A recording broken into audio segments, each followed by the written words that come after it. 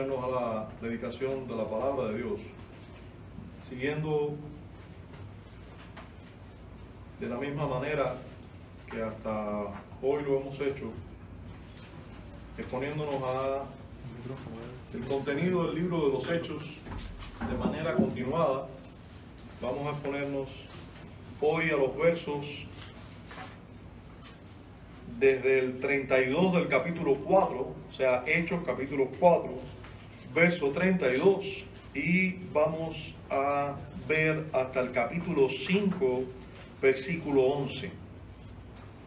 Aunque vamos a leer también el 13, o sea, voy a leer desde el verso 32 del capítulo 4 hasta el 5, 11, y luego voy a dar un salto al 13. O sea, voy a solamente dejar de leer el 12 y leer el 13. Hoy nos debemos exponer a esta porción de las Escrituras bajo el título Una iglesia con abundante gracia. Una iglesia con abundante gracia. Siga conmigo la lectura, por favor. Dice así, comenzando del capítulo 4, versículo 32. Y la multitud de los que habían creído eran de un corazón y un alma. Y ninguno decía ser suyo propio nada de lo que poseía, sino que tenían todas las cosas en común. Y con gran poder los apóstoles daban testimonio de la resurrección del Señor Jesús, y abundante gracia era sobre todos ellos. Así que no había entre ellos ningún necesitado, porque todos los que poseían heredades o casas las vendían y traían el precio de lo vendido, y lo ponían a los pies de los apóstoles, y se repartía a cada uno según su necesidad. Entonces José, a quien los apóstoles pusieron por sobrenombre Bernabé, que traducido es hijo de consolación, levita, natural de Chipre, como tenía una heredad, la vendió y trajo el precio y lo puso a los pies de los apóstoles. Pero cierto hombre llamado Ananías, con Safira su mujer, vendió una heredad y sustrajo del precio, sabiéndolo también su mujer. Y trayendo solo una parte, la puso a los pies de los apóstoles. Y dijo Pedro: Ananías, ¿por qué llenó Satanás tu corazón para que mintieses al Espíritu Santo y sustrajeses del precio de la heredad? Reteniéndola, ¿no se te quedaba a ti? Y vendida, ¿no estaba en tu poder? ¿Por qué pusiste esto en tu corazón? No has mentido a los hombres, sino a Dios. Al oír Ananías estas palabras, cayó y expiró. Y vino un gran temor sobre todos los que lo oyeron. Y levantándose los jóvenes, lo envolvieron y sacándolo, lo sepultaron. Pasado un lapso como de 3 horas, sucedió que entró su mujer, no sabiendo lo que había acontecido. Entonces Pedro le dijo: dime, ¿vendiste en tanto la heredad? Y ella dijo: sí, en tanto.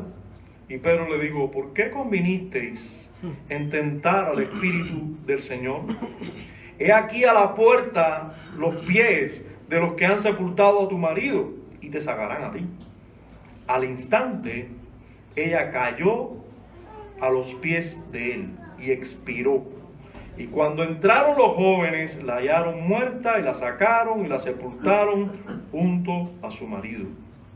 Y vino gran temor sobre toda la iglesia y sobre todos los que oyeron estas cosas. Verso 13.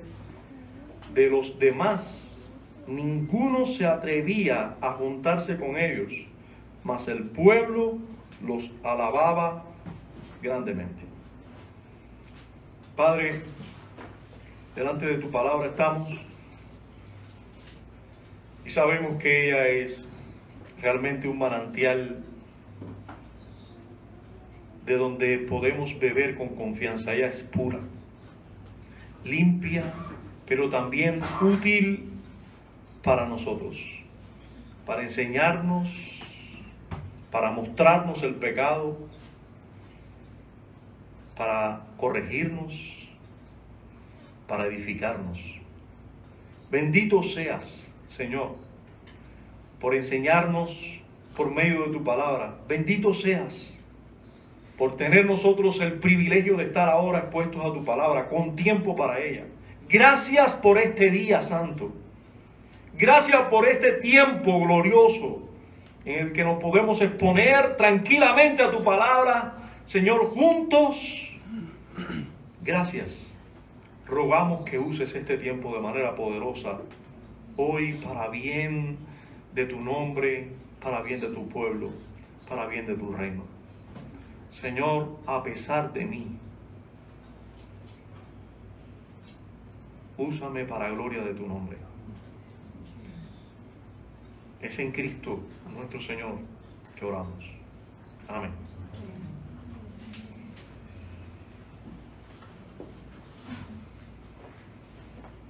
Son muchos los problemas o deficiencias que existen hoy en las mejores iglesias. En las mejores iglesias son muchos los problemas y deficiencias que hoy existen. Por supuesto que hay iglesias mejores que otras. Y esto no solo podemos verlo en la práctica, sino en las escrituras también. Basta exponernos a la lectura, como por ejemplo los primeros capítulos de Apocalipsis, donde se nos enseña o se nos habla de ciertas iglesias y se les da un mensaje. También cuando usted lee cada una de las cartas apostólicas a ciertas iglesias, se da cuenta que no todas las iglesias eran de la misma manera. Si usted preguntara a qué iglesia hubiera preferido estar, hubiera seguro preferido entre Filipos, Corintios y las de Galacia, quizás hubiera preferido Filipos antes que Corintios o las de que estaban en la región de Galacia. Lo cierto es que hay iglesias mejores que otras. Ahora, todos los creyentes verdaderos deben buscar iglesias locales que tengan al menos los requisitos bíblicos mínimos para que sean una iglesia verdadera. Porque también hay algunas que dejan de ser iglesias y se convierten en sinagogas de Satanás. Pero hoy no hablaremos de los requisitos mínimos de una iglesia verdadera, sino de aquellos ideales o aquel estándar ideal que las escrituras nos ilustran, nos ponen, y estamos delante de ese estándar personificado en la iglesia en Jerusalén del primer siglo. Hermanos, aquí Lucas, con toda intención, está escribiendo nosotros sabemos, a una persona en específico llamado Teófilo, pero nosotros sabemos que con la intención de que los creyentes cercanos a Teófilo lo lean también, Lucas está queriendo plasmar que hubo una iglesia con abundante gracia en los tiempos en que los apóstoles estaban vivos y la iglesia había entendido correctamente el evangelio. Esta iglesia gozó de abundante gracia. Hoy veremos la gracia que gozaba esta iglesia y miraremos necesariamente a nuestra iglesia, y nos evaluaremos. Miraremos a aquellos creyentes en particular y a la iglesia en general, y evaluaremos la gracia con la que aquella iglesia contaba, mirando y evaluando la gracia con la que contamos nosotros. Mirando al texto y viendo claramente ilustrada la gracia de Dios en la vida de esta iglesia que se nos exhibe para que la anhelemos, para que anhelemos estas gracias, nosotros podemos preguntarnos, ¿contamos nosotros con una gracia similar? ¿En qué medida podemos ver estas gracias del Señor en nosotros como individuos y en general como iglesia?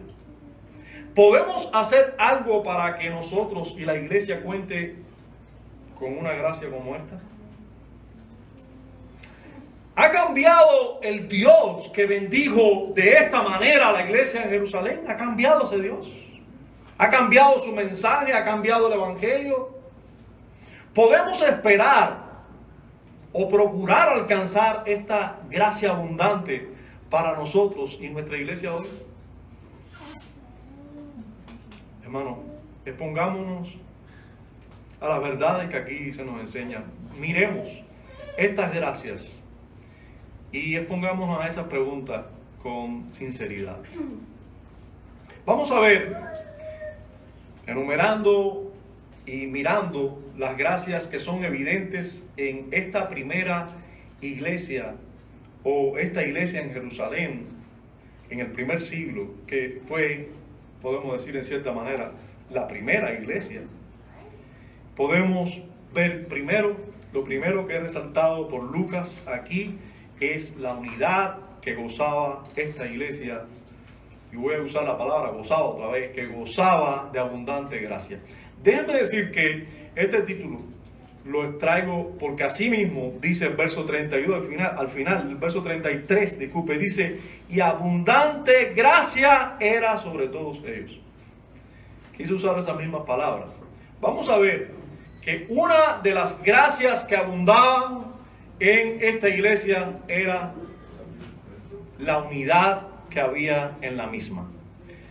Y bueno, no lo dice con otras palabras. El verso 32 dice, y la multitud de los que habían creído era de un corazón y un alma. Usted sabe, estas son palabras muy bíblicas. Estas son palabras tomadas. Lucas, que no era un judío, las tomó del idioma judío, del hebreo, donde usted recuerda palabras como esta: y amarás al Señor tu Dios con todo tu corazón y con toda tu alma. Bien, hermanos, esta iglesia, todos los que habían creído, escuche bien, la multitud, no un grupito, no habían pequeños grupos en esta iglesia. Dice aquí la multitud de los que habían creído. Y estamos hablando mínimo 7,000 personas. Mínimo 7,000 personas. Estoy haciendo una cuenta porque se habían añadido más aquí. Después de esto se añadieron los primeros 3,000, después quizás 2,000. Lo cierto es que sin contar hombres, sin contar las mujeres, o sea, estamos hablando de un grupo grande. Todos los que habían creído eran de un corazón y un alma. Estaban perfectamente unidos en su mente, en su corazón, estaban perfectamente unidos, tenían un mismo sentir, tenían un mismo propósito. Todos los que habían creído, de verdad, todos los que habían creído de verdad, todos tenían una misma mente, un mismo espíritu, un mismo corazón, una misma alma, se nos dice aquí. Ahora, la unidad se ve en todos los versos, desde el verso 33 hasta el 37. Esa unidad se ve expresada en relaciones entre ellos. Esa unidad se ve expresada en que cada uno velaba por los demás. Esa unidad se ve durante todo el verso. Dice, ninguno decía ser suyo propio nada de lo que poseía. Ellos se veían como grupo, se veían como familias que Dios, como privilegiados que Dios había salvado del mundo, y una comunidad que ahora Dios los había unido estaban unidos bajo un mismo Padre, un mismo Señor, una misma fe. Ellos no creían que las cosas que tenían eran de ellos. Ellos habían entendido perfectamente que Dios los había comprado por medio de su Hijo y de su sacrificio. Ellos no pensaban ni tan siquiera como familia. Esto es de mi familia. Ellos pensaban de familia natural. Ellos pensaban como una familia espiritual. Nadie decía que era suyo propio las cosas que tenían. Nadie lo decía. Dice la Escritura, nadie decía, esto es mío, sino que tenían las cosas en común. Tenían todas las cosas en común. Cuenta con lo mío, se decían unos a los otros. Esto Ni tan siquiera debo decir que es mío. Porque Dios nos lo ha dado, en todo caso es de Dios. Ellos gozaban de unidad de mente, pero ellos gozaban de esa unidad, los llevaba a pensar de cierta manera. A pensar de cierta manera. Pero esta iglesia que gozaba de abundante gracia, no solo tenía unidad, también contaba con líderes que estaban bien enfocados y sabían muy bien cuáles eran sus propósitos, sus metas, lo que tenían que hacer en este mundo. Los líderes de esta iglesia, noten en lo que no estaban. Ellos no estaban gastando sus energías y tiempo en otras cosas que no fuera lo que Dios los había encomendado hacer. Y era testificar con poder, en este caso y en este tiempo, sobre la resurrección del Señor Jesucristo. Sus líderes testifican con poder, viven para eso. Y esta iglesia estaba consciente que era ellos lo que tenían que hacer ellos era eso. Miren conmigo cómo dice el verso 33, y con gran poder los apóstoles daban testimonio de la resurrección del Señor Jesús, y abundante gracia era sobre todos ellos. Ellos tenían las cosas en común, ellos se servían unos a otros, ellos tenían una unidad gloriosa, disfrutaban de esa unidad que Dios le había dado. Y los líderes estaban haciendo lo que tenían que hacer, testificar con poder sobre la resurrección de Jesús. Pero allí no se quedan las gracias que nos enumera Lucas. También Lucas dice que ellos gozaban de un verdadero, escuche bien, verdadero amor hacia el Señor y unos por otros. Porque hay amor, y la Biblia nos habla de ese amor, que es fingido, que es solo de palabra. Esta iglesia gozaba de un verdadero amor, unos por otros, y con toda intención dije antes, al Señor primero y unos por otros. Porque cuando hay un verdadero amor, el verdadero amor primero es hacia Dios y luego es hacia el prójimo. Primero es hacia Dios y luego a los que Dios ha puesto a nuestro lado, a nuestra familia espiritual, al prójimo. Pero primero es a Dios. ¿O usted piensa que cuando aquí daban sus casas, estaban pensando hacer un servicio solo a los hombres? ¿O es que estaban pensando en aquel pasaje de la Escritura donde Jesús le dijo a cierto hombre: bien, si has hecho todas esas cosas, has hecho muy bien, pero una cosa te falta. Vende todo lo que tienes, reparte a los pobres y ven y sígueme. Todos esos estaban obrando en servicio a Dios. Estaban diciendo: mis casas, eso me lo dio Dios. Y si yo la vendo y se la doy a mis hermanos, a Dios estoy sirviendo. A Dios estoy sirviendo.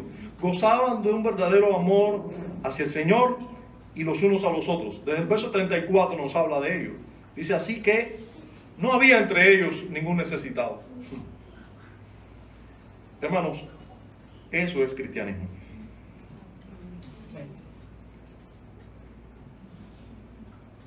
Esto es obra del Espíritu de Dios real en la vida de la iglesia. Que las personas, ¿cómo sabían que había algún necesitado? ¿Por qué sabían que había algún necesitado? ¿Por qué Lucas podía decir no había ningún necesitado? Porque se buscaban, se velaban, se preguntaban quién tenía necesidad. No había ningún necesitado. Ese es el resultado del Evangelio. ¿Usted sabe cuál fue el resultado de la Reforma protestante? ¿Usted piensa que es calvinismo? No, yo sí soy elegido, yo no. ¿Se quedó ahí la Reforma? No, hermano.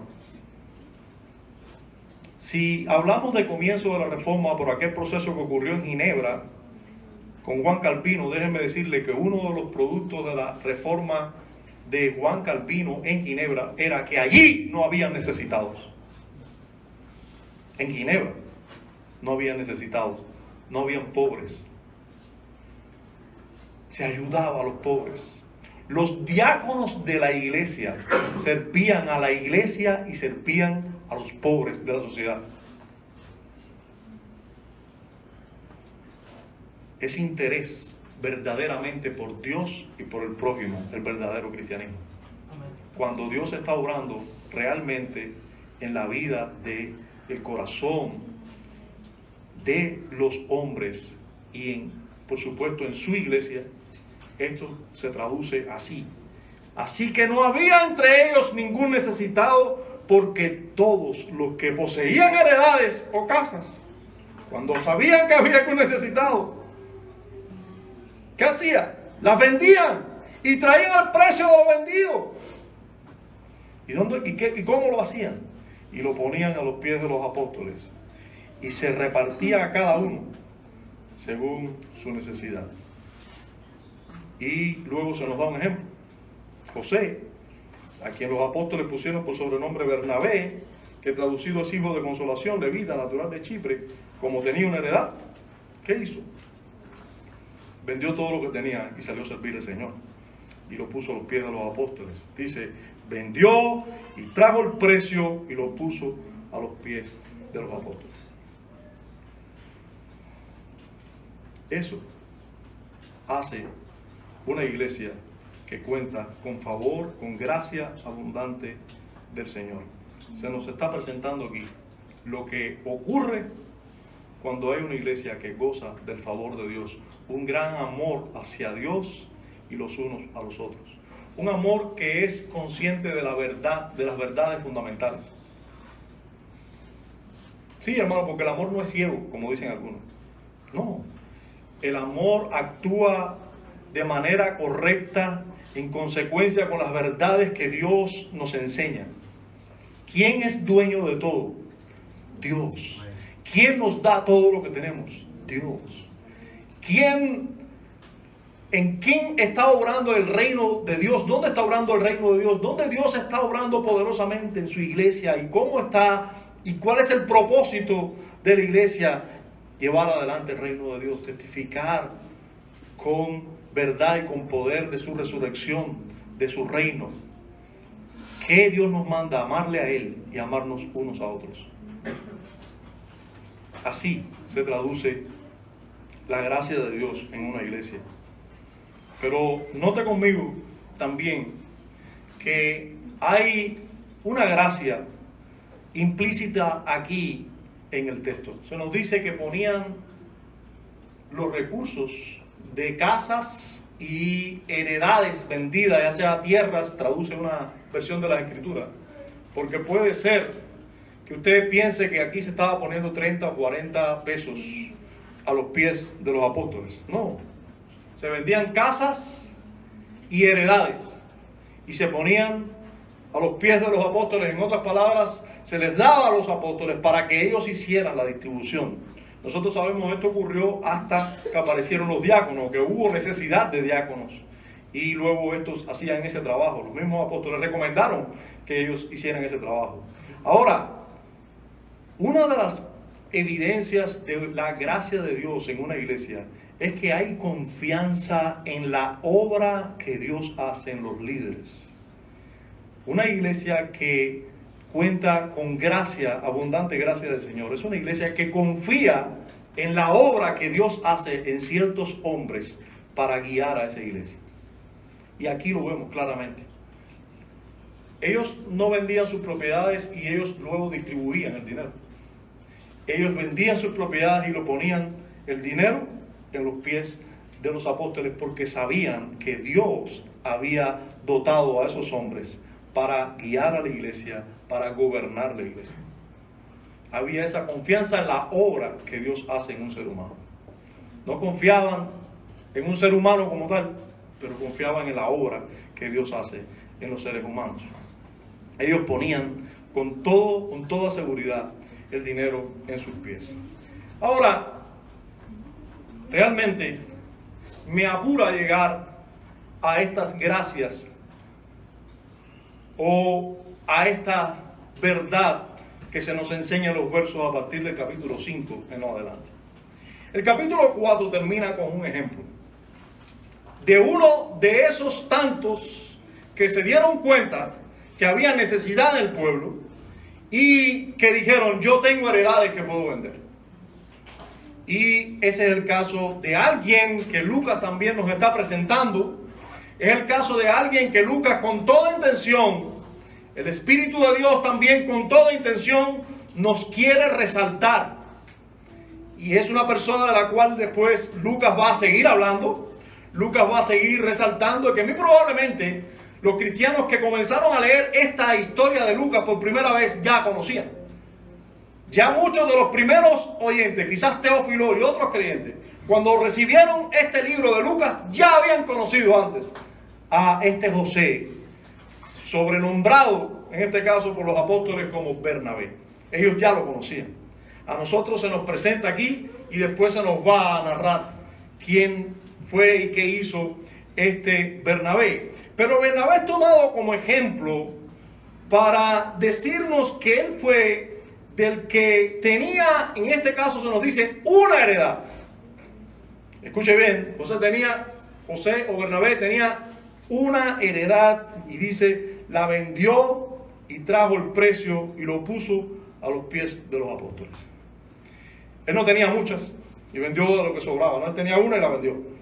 Y lo trajo y lo puso a los pies de los apóstoles. Después se nos dice más adelante en otra porción del mismo libro que él había entregado todo lo que tenía y lo había dado a los apóstoles para ser usado en la iglesia. Ahora, hermano, con toda intención se nos habla de este ejemplo porque se nos va a hablar de un ejemplo contrario.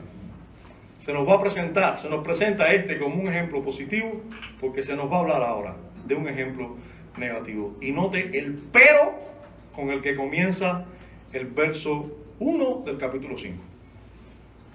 Se nos dice, José, a quien los apóstoles pusieron por sobrenombre Bernabé, que traducido es hijo de consolación, levita, natural de Chipre, como tenía una heredad, la vendió y trajo el precio y lo puso a los pies de los apóstoles. Pero cierto hombre, note un contraste que es muy importante. El verso 32 comienza diciendo, y la multitud de los que habían creído era de un corazón en alma. Estos habían creído. A este se le dice, a José se le dice José, que los apóstoles le pusieron Bernabé, hijo de consolación, o alguien que consolaba. Ahora, a este se le dice cierto hombre. Pero este cierto hombre era parte de la iglesia. Y aquí es donde yo quiero traerles un punto importante en esta iglesia con gracia abundante. Una iglesia con gracia abundante en la tierra no es una iglesia perfecta. Hay peros. Y lo tenemos aquí. Este era un hombre que se hacía pasar por cristiano. Este era un hombre que también era de esos, de los que vendía sus propiedades y venía y lo ponía a los pies. Pero vamos a ver cómo lo hizo este hombre. ¿Qué fue lo que hizo este hombre?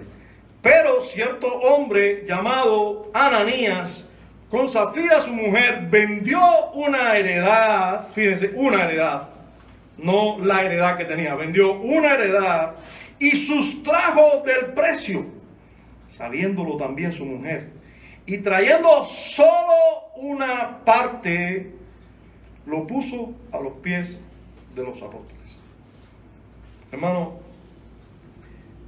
notemos la intención, o podemos hablar mucho de las intenciones que tenía este hombre, pero indudablemente vemos una intención sobresalir, y es hacerse pasar por bueno.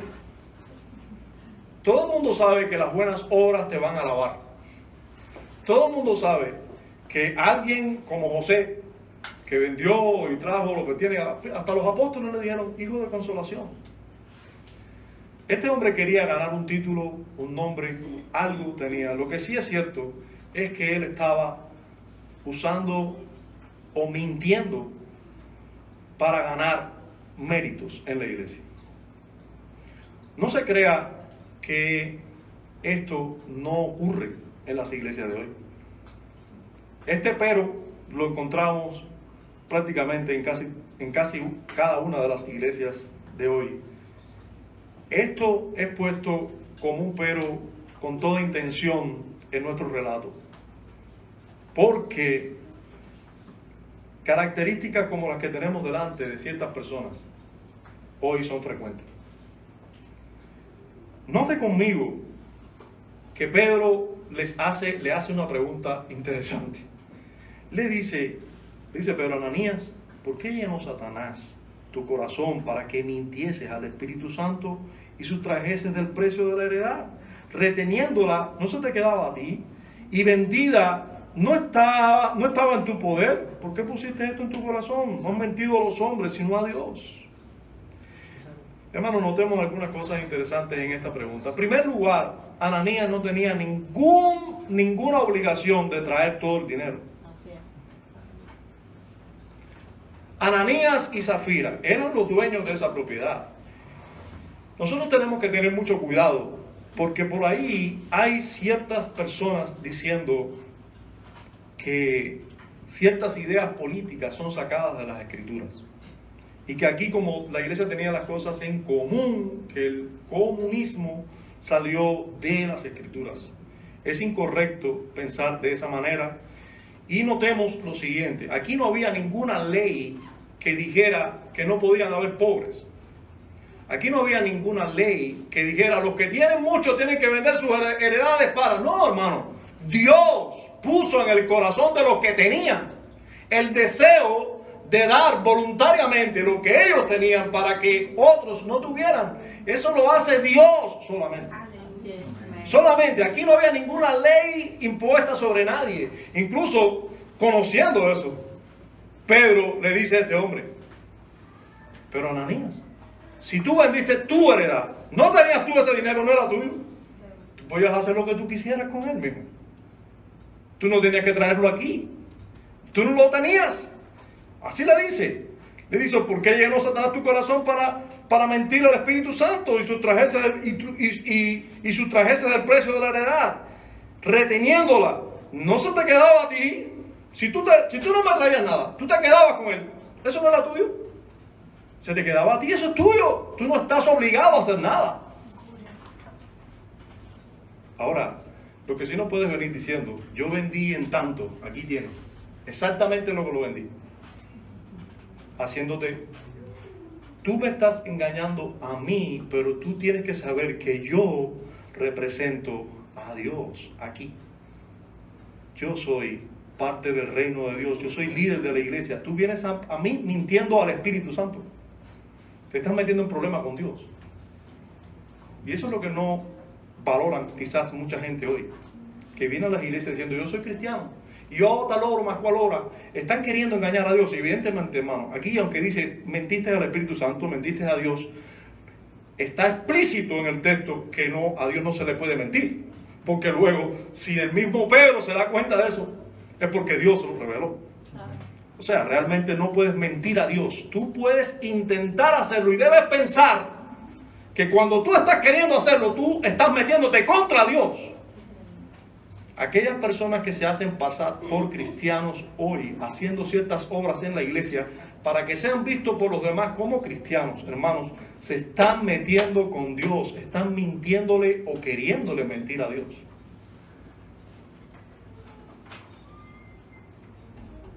Están queriéndole mentir a Dios.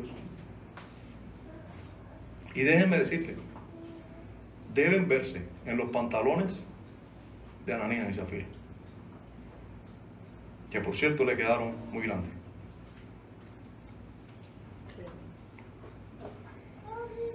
Tenemos aquí esa mentira descubierta, esa iglesia que gozaba de abundante gracia, pero que no era perfecta. Personas como esta. Evidente, todas las personas en la iglesia hacen que una iglesia no sea perfecta. Aún los verdaderos creyentes no son perfectos, aún. Pero cosas como esta nosotros sabemos que existen en las iglesias, pero vamos a seguir viendo, porque Dios, cuando hay abundante gracia en una iglesia, y voy a dar el último punto de mi sermón, Dios cuida a su iglesia y la limpia también. Dios cuida a su iglesia y la limpia. Dice el texto, al oír Ananías estas palabras, cayó y expiró. Y no hay ni que decir, no lo dice el texto y nosotros no tenemos que decirlo, eso está implícito. ¿Quién lo mató? ¿No? Esa respuesta la saben todos los que estamos aquí. Aún Abraham sabe quién mató. Este niño sabe quién mató a Ananías. Expiró y vino un gran temor sobre todos los que lo oyeron. ¿Quiénes serán estos todos? ¿Serán los otros cristianos? ¿Será todo el mundo? Pero no, hermano, porque hay intención en esta muerte. Lucas tiene toda intención al narrarnos esta historia. Él está escribiendo a otros creyentes. Él sabe que otros van a leer. Él sabe que otros van a decir, oye, si Dios hizo esto allí, ¿no lo hará conmigo hoy también? Hermanos, la iglesia no es un juego, no es un club social donde cualquiera puede pertenecer. Algunos vienen a la iglesia queriendo rápido ser bautizado, yo quiero ser miembro. Usted está jugando con fuego. Usted no sabe lo que usted está haciendo.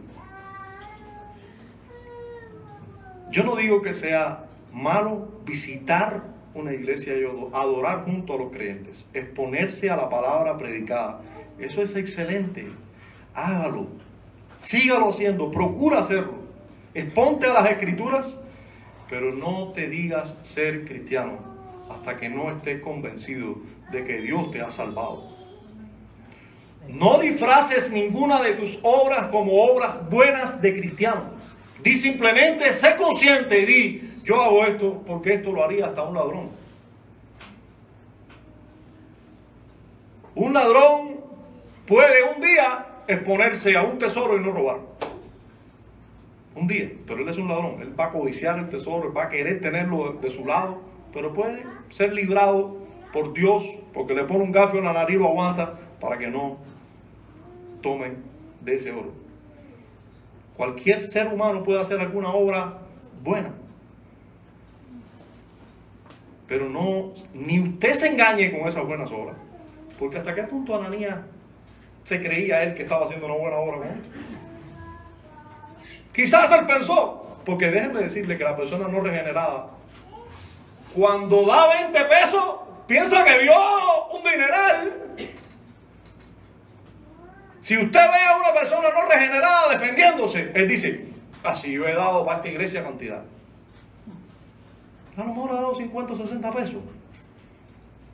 O 1000. Pero usted le pregunta a una persona regenerada, salvada por gracia, y aunque de su vida le parece que ha dado poco. Ananías seguro, él pensaba que estaba dando mucho. Una heredad, venderla. Yo pienso que si damos la mitad está bien. Zafira, ¿qué tú crees? No, perfecto. Estamos dando demasiado. Pero no te engañes. No te engañes con esas buenas obras, entre comillas. Dios sabe qué es una buena obra, conoce tu corazón y a Él no lo puedes engañar. Amén. Puedes engañarme a mí con toda seguridad. A todos nosotros puedes engañar, pero a Dios nadie ha de engañar. Puedes engañarte a ti mismo y eso es lo más triste que puede estar pasando. Que tú te pienses, incluso esas buenas obras, te pueden hacer pensar que tú eres cristiano. Pero da gracias a Dios por textos como el que tenemos presente ahora, que te está advirtiendo que juzgues esas obras para ver si tú las haces para la gloria de Dios, si vienen de un corazón regenerado, agradecido, ya salvado y que no busca ninguna salvación ni ningún mérito con esas obras. Simplemente que las hace por agradecimiento a lo que ya Dios ha hecho en ti. Juzga delante de Dios y de su palabra si lo que tú haces son buenas obras. De lo contrario, espero que suceda lo mismo que sucedió con este acto. Hubo gran temor gran temor en todos. Dios mató a un hombre por decir una mentira, por hacerse cristiano y hacerse que está haciendo buenas obras, cuando realmente ni es cristiano ni está haciendo buenas obras. Dios lo mató, un gran temor vino a todos. ¿Cómo es eso? Dios mató a alguien porque no dio suficiente dinero. Así puede pensar alguno. No, Dios mató a alguien por hacerse creyente, decirse ser cristiano cuando no lo es. Y querer engañar con sus obras a Dios y a todos sus líderes y a toda una iglesia. Dios está limpiando a su iglesia de falsas conversiones.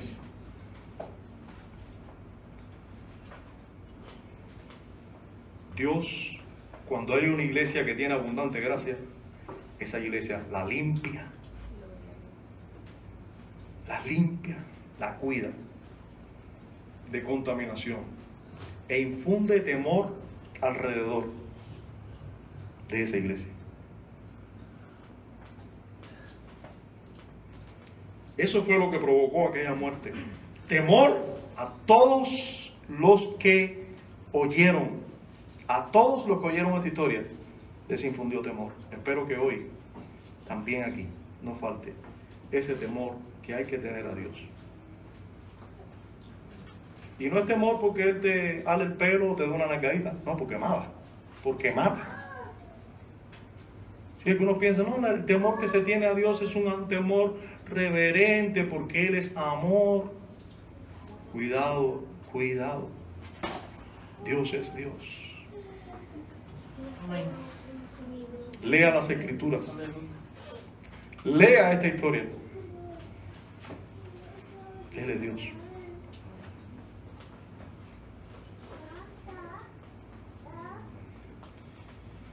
Y levantándose los jóvenes, le envolvieron y sacándolo, lo sepultaron. Damos gracias al Señor. Esta iglesia con abundante gracia tenía jóvenes que no estaban en grupo de pandero y danza. No, eran sepultureros. No, yo no llevo a mi hijo a la funeraria porque yo no quiero que él esté en eso. Él es jovencito. Eso es para los viejos. ¿Cómo? Y en la iglesia tenían jóvenes recogiendo un cuerpo y enterrándolo. Por eso el libro de los Proverbios nos dice que es mejor estar en un funeral que en una fiesta. ¿Dejas a tus hijos ir a una fiestecita del grupo y no los dejas estar en un funeral? Tus hijos, tus jovencitos, tus niños necesitan estar en un funeral. Ellos necesitan saber qué cosa es la vida. Ellos necesitan saber lo que Dios hace con una persona. Por querer engañar a la iglesia, a Dios, etc. Los jóvenes aquí estaban sirviendo, sí. Sirviendo lo que hiciera falta, aún para enterrar un cuerpo de alguien que Dios mató. Pasando un lapso de unas 3 horas, sucedió que entró su mujer, no sabiendo lo que había acontecido. Ella no fue de las que oyó hasta ese momento. Entonces Pedro le dijo, dime, vendisteis, porque fue el esposo, vendisteis, pero ambos, de acuerdo, en tanto la heredad, en lo que trajo tu esposo, vendiste la heredad. Y ella dijo, sí, en tanto. Pedro le dijo, ¿por qué convenisteis en tentar al Espíritu del Señor? He aquí a la puerta los pies de los que han sepultado a tu marido y te sacarán a ti.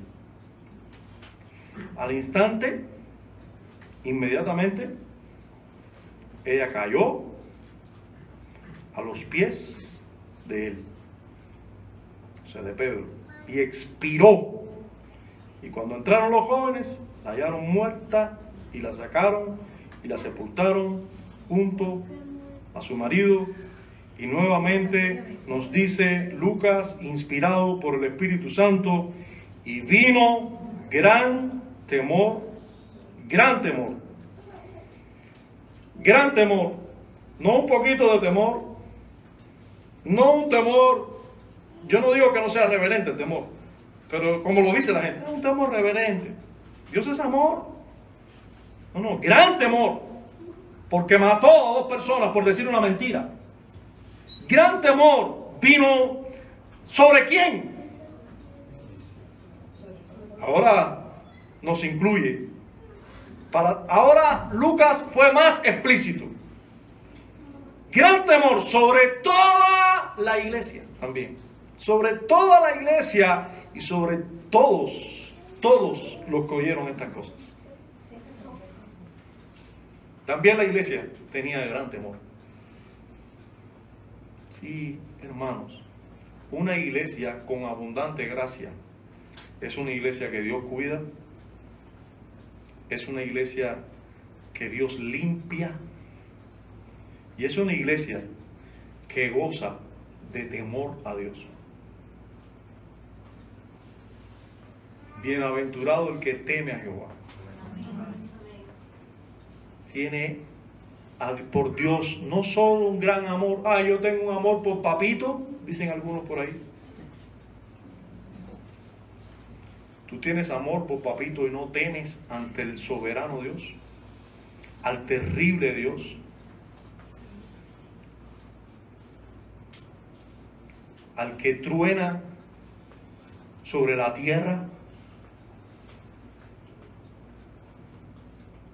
No temes ante Dios, ante el 3 veces santo o el santísimo.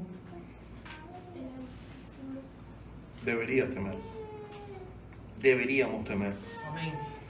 Vino gran temor sobre toda la iglesia, y ahora es cuando quiero leer el versículo 13. Dice el versículo 13: de los demás, hablando de los que no eran cristianos, de los demás ninguno se atrevía, escuche bien, ninguno se atrevía a juntarse con ellos, mas el pueblo los alababa grandemente.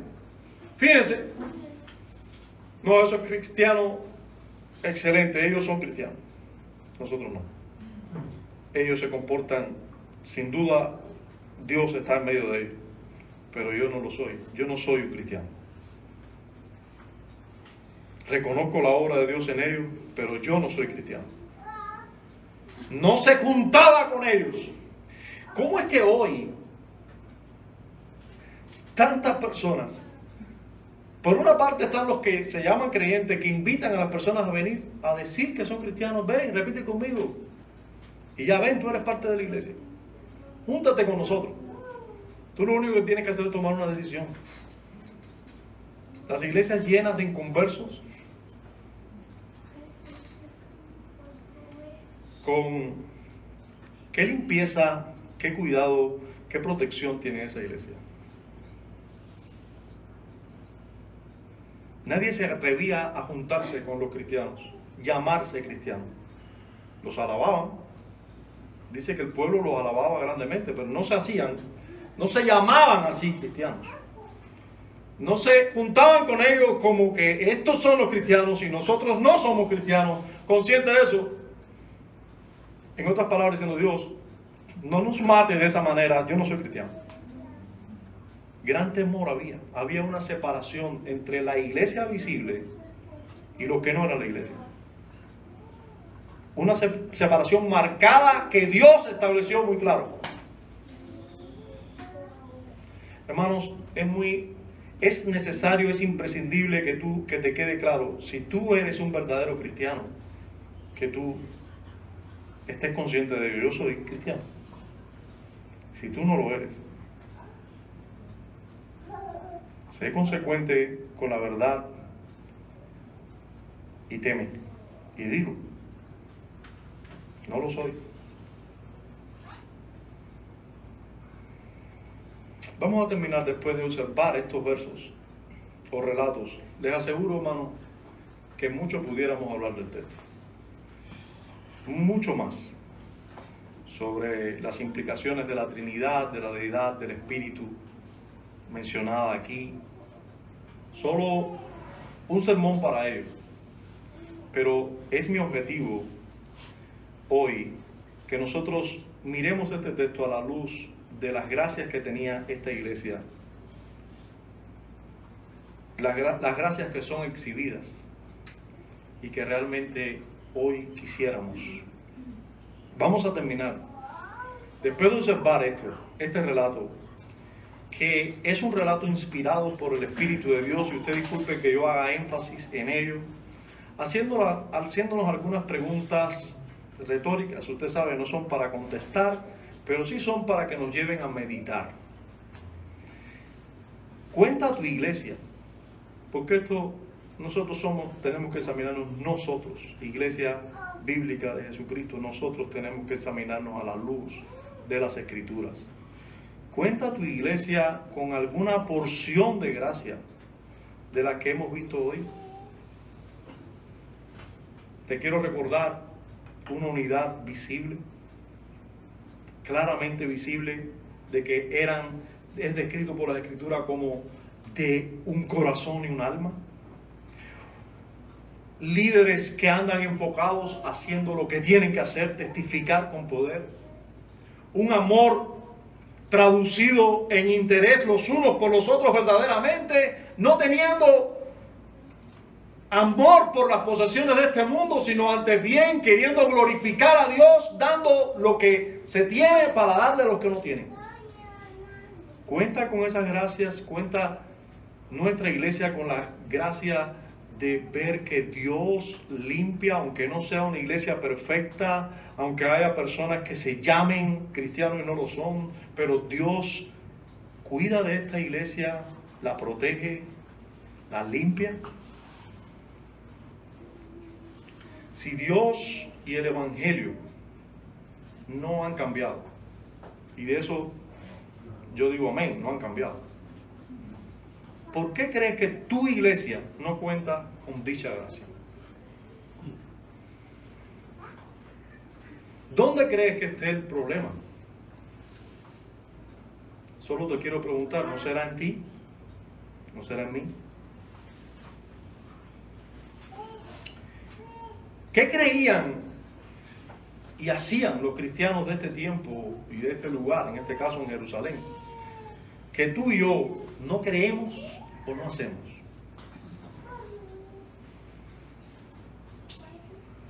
Yo quisiera más específicamente que tú meditaras en si has notado que Dios limpia a tu iglesia de todos los mentirosos y que pretenden engañar a Dios con sus falsas buenas obras.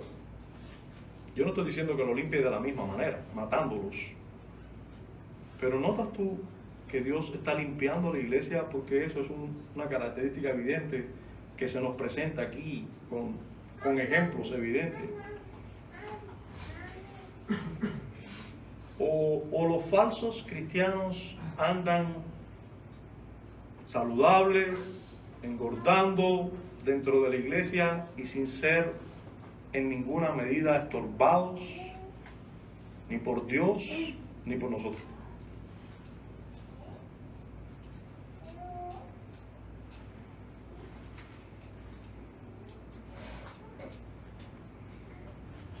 Debo recordar a todos los que no tienen una fe verdadera, aunque me he dirigido bastante a ustedes ya, pero esos que no tienen una fe verdadera, salvífica en nuestro Señor Jesucristo, y no quiero darle una lección de la confesión de fe ni de las escrituras en relación a la fe, pero les recuerdo que muchos dicen tener fe, pero no es una fe salvífica, no es una fe como dice la escritura que debe ser, una fe que es verdadera en Cristo Jesús para salvación, que no se han arrepentido de sus pecados y que se pasan por cristianos o se hacen llamar cristianos. A esos yo les digo, si usted ha notado o se da cuenta que está en peligro, usted debe mirarse en Ananías y Zafira. Usted no está engañando al pastor, no está engañando a los miembros de la iglesia, en cierta manera está engañando a Dios. Si eso fuera posible, está engañando a Dios, pero realmente usted se está engañando a usted mismo, usted se está haciendo daño a usted mismo, porque Dios lo sabe todo de usted. Y usted debe ser consciente al menos de lo que usted es. debo decirte que si esta iglesia no cuenta con la misma medida de gracia que contó la iglesia en Jerusalén, de seguro cuenta con alguna medida de gracia.